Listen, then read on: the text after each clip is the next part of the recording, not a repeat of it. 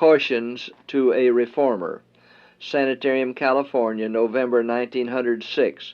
Elder J. A. Burden. Dear Brother, I have words to speak to you. The Lord has laid upon you responsibilities of no ordinary nature. At the time of the meeting held before you were settled at Loma Linda, when I was so sick, the Lord showed me what was to be your work as director of the sanitarium, and that if you would connect yourself with divine wisdom, you would be taught of God. You need a clear mind in order to settle wisely the many questions that come to you for decision. The Lord would have you taught of Him. My brother, do not allow men of limited experience to come in, as Elder Reeser has done, and assume a controlling power. Brother Reeser has placed himself as teacher and advisor and ruler in many matters, and unless you work and watch carefully, such an influence will retard the work. Brother Reeser should learn that he is not qualified to do the work he supposes he is to do. Brother Reeser supposes that if it were not for his watching of the finances, there would be serious losses, whereas if he had nothing to do and say in these matters, it would save many perplexities. He has taken upon himself burdens that the Lord has not laid upon him. He has learned some of his lessons of Elder Healy, who has done much to retard the work in the South.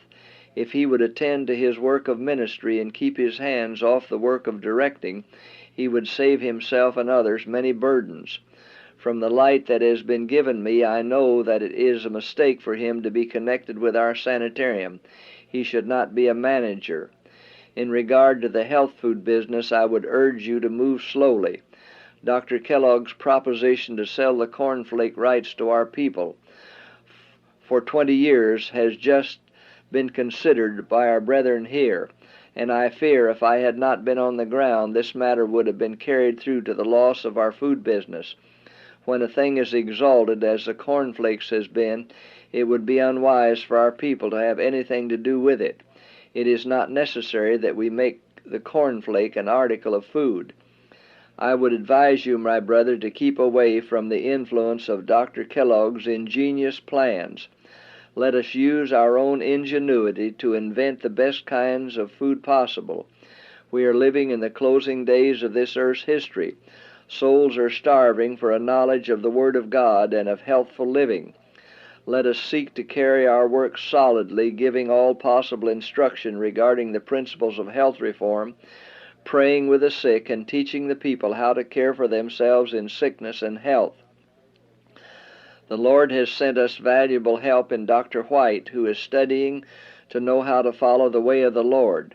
Let there be much earnest prayer on the part of the workers, each depending on the great physician to carry the work according to his purposes. For we are laborers together with God. Ye are God's husbandry, ye are God's building.